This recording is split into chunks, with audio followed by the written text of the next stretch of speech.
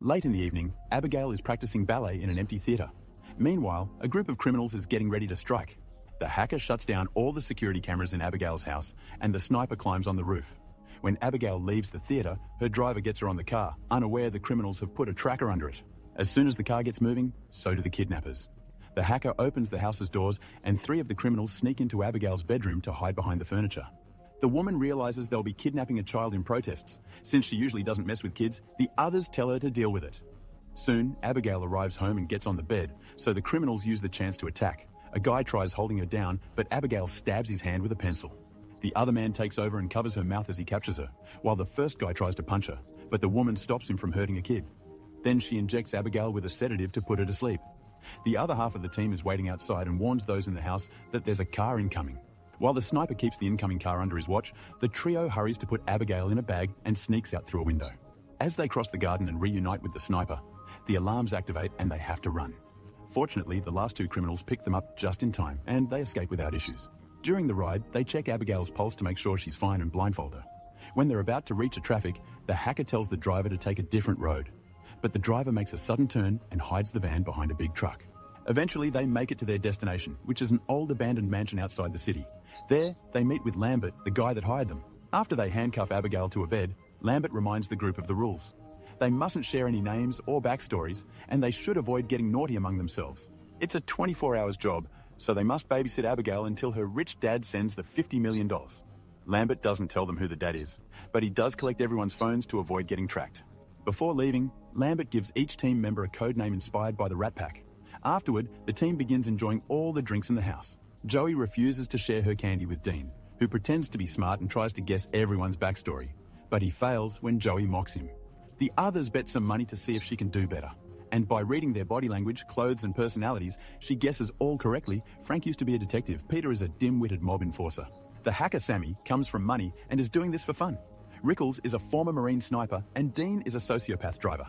In return, Frank concludes, Joey is a recovering addict. Then Joey checks on Abigail, who complains the blindfold is too tight. Joey covers her face and takes the blindfold off. She also notices that the handcuffs are hurting her, so she recuffs her hands in front. Since Abigail is crying, Joey explains they won't hurt her and they only want the money, so Abigail makes her do a pinky promise. Joey shares she has a son, and in return, Abigail tells her that they made a mistake because her father doesn't care about her. When Joey's about to leave, Abigail says she's sorry for what's going to happen to her. Worried, Joey rejoins the group and tells Frank that Abigail's father may be a violent man. Frank dismisses it as Abigail, trying to make Joey feel bad. But once everyone is distracted, he goes to check on the child. He's shocked to see her without the blindfold and immediately covers his face while pointing his gun at her until she swears she didn't see him. Then Frank presses her until she says her dad is Christy, off Lazar. Freaking out, Frank runs back to the group and announces that he's leaving. The others demand an explanation, and Frank explains that the girl is Christophe Lazar's daughter, a very dangerous and powerful crime boss. Joey and Rickles also recognize the name and share Frank's worry. An argument ensues on how to proceed, and in the end, they decide to stay to get the money, which they can later use to escape and start a new life far from there. They agree to keep an eye on the perimeter and keep all doors closed. Later, Joey is looking around the house. She hears a noise from an open window, fully opens it to stop the noise, and sees an old statue of a father and his child. Then she bumps into Rickles, who tries to flirt with her and fails. He also tells her that he doesn't trust the others and they agree to watch each other's backs. Sammy discovers a room with a TV and is surprised by someone behind her, only to realize it's Dean playing a prank. He has the nerve to try flirting with Sammy, who furiously kicks him out. Then Dean finds a sleeping Peter and draws a man's member on his face. He keeps wandering around the house and enters a dark corridor with tons of old pictures, including one with a girl that looks a lot like Abigail. Next, he goes to the basement kitchen where a door opens by itself. Confused, he enters the room and gets startled by a rat as he tries to leave. Suddenly, an unseen presence grabs him by the legs and pulls him back. Sammy hears his screaming and goes to the basement where she finds Dean sitting at the table. When she tries to approach him, his head falls and Sammy screams before puking. Soon the others make it to the basement too, and they agree Sammy doesn't have the strength to do that. In fact, it reminds them of the stories about Lazar's hitman called Valdez. Several years ago, 3 top members of Lazarus' gang were captured by the FBI, the night before their trial. They were kept hidden on the top floor of a hotel with agents guarding every corner. The next morning, the FBI stormed in and found their bodies with their heads cut off and no organs. There was no way in or out of the room except for the door on the 23rd floor.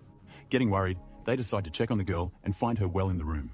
Rickles is still scared of Valdez and wants to leave, but when he opens the front door, they're shocked to discover another barred gate. Peter tries to push it open to no avail, and this triggers a security system that covers all the windows, meaning the group is now stuck inside. Joey concludes this is a trap, and Rickles runs to check on his weapon, only to find it gone. Joey rushes to Abigail and asks if she's seen anybody else besides her and Frank, but Abigail swears she hasn't had. She also shares that Frank threatened to harm her, that he said he worked for her dad, and that his real name was Valdez. Afterward, Joey meets with Rickles and they both share what they know. Concluding it doesn't make sense, they agree to look for a way out, but as Joey tries to leave the room, she hears a noise. Rickles is standing rather awkwardly, so she goes to check on him and is horrified to discover that he's been severely injured. His dead body falls in her arms and she puts him down before rushing downstairs.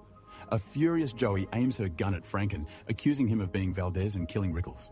Frank pulls out his gun too and says Joey's letting Abigail manipulate her. He asks Peter to do something about Abigail, so Peter goes to the room to kill her. Before he can shoot, Joey arrives and quickly disarms him. Sammy and Frank also come and an argument ensues. Meanwhile, Abigail easily removes the handcuffs and stands up using a ballet move to show her true face. She's actually a vampire. Abigail jumps on Peter and is about to bite him, but Frank shoots her down. To everyone's shock, Abigail just sits up as the wound heals itself. Joey shoots her too, but it's clear that bullets do nothing, so they run and lock the door. The group discusses what to do as they realize Abigail was Valdez all along. All doors have magnetic locks and 2-inch thick shutters, making them unbreakable. Sammy lacks the equipment to hack them. Everyone's tense, and when Peter asks them to slow down, Frank grabs him by the neck, threatening into shutting up. In the end, Frank and Joey grab pool sticks to make steaks while Sammy looks for garlic in the kitchen. Joey won't help because she thinks killing Abigail would only make her dad mad at them. Once they're ready, the trio rushes into Abigail's room to find it empty. Suddenly they hear music, so they go into another room where they find Abigail dancing with Dean's body. At first, she pretends to be a sweet girl, but when Sammy attacks, Abigail jumps on her and sniffs the garlic, which does nothing. Frank is pushed off when he tries to help, but Peter manages to pick her up. Abigail easily throws him to the ground, takes the cross from his necklace, and hits his chest with it, confirming that crosses don't affect her either. Next, Frank tries to stab her from behind. However, Abigail quickly disarms him and stabs his leg instead. Giving up, the trio goes back downstairs where Joey helps them with their wounds. She reminds them that the injection did work when they kidnapped Abigail and they still have a spare injection. They agree to split up and whoever finds the girl first must inform Joey through their earpieces so she can surprise her with a syringe. The group starts searching the house, and Sammy takes a dirty corridor where she's startled by a bunch of bats. This causes her to fall in a pool and she screams when she realizes it's filled with rotting bodies. Even worse, she has to crawl on them to get out. Meanwhile, Abigail surprises Peter, who runs away in fear and locks the door behind him. However, Abigail breaks the door and keeps on chasing him as she runs with ballet moves. Peter's running as fast as he can when suddenly Frank opens a door and hits him, causing him to fall off the rail. Then Abigail chases after Frank, pushing him down the stairs before sitting on him. Joey uses the chance to try to inject her, but Abigail hits her hand to send the syringe flying through a locked gate. Sammy grabs Abigail and pulls her away, so the child retaliates by biting her arm. Next, Abigail grabs Frank by the leg and starts flying, only for Peter to suddenly tackle her and make her drop Frank. Peter holds Abigail down while Joey manages to retrieve the syringe, quickly injecting the sedative into Abigail. The child makes some serious threats and calls Joey awful things before passing out. Sammy freaks out and wonders if she'll transform because of the bite. Moments later, Abigail wakes up locked in an elevator.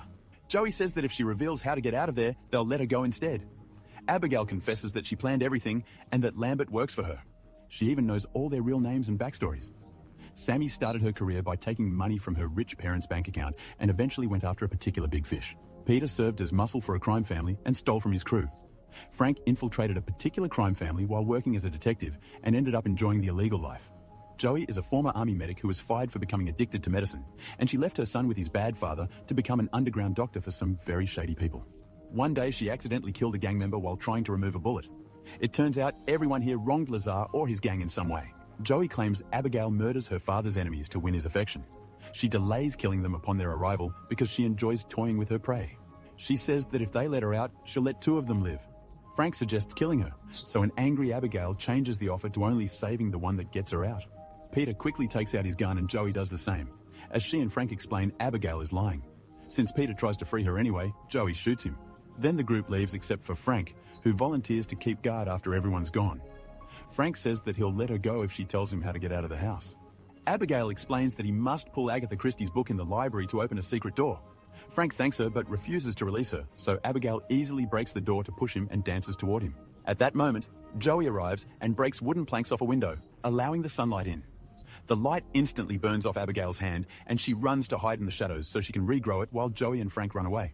The group makes it to the library and stays in the sunlight, entering through the tall window. Joey opened early. Nothing happens to Sammy, so she's relieved, thinking she won't turn. Frank pulls the book Abigail mentioned, but nothing happens because she lied too. While he throws a tantrum, Joey tries to break down the wall to no avail. She's run out of candy, so she's getting very anxious. Joey explains to Sammy that she left her son to get clean, and the plan was using this job's money to go back to him and start over as a reset hearing. This word gives Sammy an idea. If they can find the power source, she can short the locks. The team splits in two and searches the house. Suddenly, Abigail plays music again and takes control of Sammy thanks to the bite. She quickly transforms into a vampire and attacks Peter, biting his neck. Abigail talks to him through Sammy while she continues to feed and kills him. Then Abigail has fun making Sammy dance like she does. Eventually, Joey and Frank arrive, so Sammy keeps her face hidden. However, the others are suspicious. Sammy shows them her transformation, and the duo immediately runs away. Sammy chases after them, and they make it to the library, where Abigail uses Sammy's voice to explain she hates that room because that's where her father turned her. Joey grabs a tray and reflects the sunlight on it, causing Sammy's body to explode. At that moment, a secret door opens, and although Joey and Frank think it's a trap, they decide to go through it anyway. After going through a corridor, they find the mansion's control and Lambert, who is a vampire too. Lambert grabs Joey by the neck while he explains everything. Abigail turned him 2 years ago when she found out that he helped Frank infiltrate the gang. She also threatened his family, and now all he does is bring all her father's enemies here so she can play. Hez already notified Lazar about the situation, and he's on his way to the mansion. Lambert wants to kill both Abigail and her dad, so he offers to turn Frank if he promises to help. Frank agrees, so Lambert knocks Joey out and bites Frank. Next, Lambert makes Frank drink his blood, and Joey wakes up to watch Frank painfully transform into a vampire. Afterward, Lambert tells Frank to feed on Joey. However, Frank stabs him with a stake instead, causing Lambert to explode. At that moment, Abigail arrives and tries to attack, but Frank overpowers her and drinks her blood. Joey uses the chance to reach the control panel and deactivates the security measures. She also retrieves her phone, but when she runs down the secret corridor, the exit is locked. While Frank finishes feeding on Abigail and drops her body, Joey calls her son and leaves a heartfelt speech in his voicemail. Frank finds her and immediately pushes her back into the library, where he starts throwing her around to smash her against the furniture. Joey tries to defend herself, but her punches do nothing to a vampire. Then she grabs her by the neck and throws her down, but Abigail catches her just in time. Abigail explains she's too weak to defeat him alone and begs Joey to help her kill Frank, promising to let her go if she does so she can see her son again. Frank approaches them and the girls team up to start fighting him, but no matter how hard they try, he's clearly stronger than both of them combined. After he knocks down Abigail, he stabs Joey in the shoulder with the stake and gets her stuck on a pillar. Then he goes back to fighting Abigail, biting her again as the girl raises her pinky to remind Joey of their promise. One Abigail is down. Frank takes Joey off the stake and bites her neck before throwing her on the floor. When she wakes up, Frank uses his vampire powers to force her to pick up the stake and go after Abigail. However, Joey is pretending, so she turns around and pushes Frank, giving Abigail the chance to jump on him. She fights him again as she explains, the powers take a while to develop fully, so he can't control or transform Joey yet. While they're distracted, Joey retrieves the stake and pulls Frank down. Then she and Abigail team up to stab him and make him explode. Afterward, Joey is worried that she may transform too, but Abigail confirms it won't happen because Frank is dead. As promised, Abigail lets Joey go and tells her to find her son. Suddenly, someone grabs Joey's shoulder. It's Abigail's father, Lazar, who says he had many names through the years. He wants to kill Joey. However, Abigail comes to her defense, saying Joey saved her life and was there for her when he wasn't. Lazar kisses Joey's hand as thanks and lets her go. Joey rushes back to the van and discovers she still has a lollipop left, so she eats it while driving away. Make sure to subscribe and turn on notifications so you can watch more videos like this. Thanks for watching.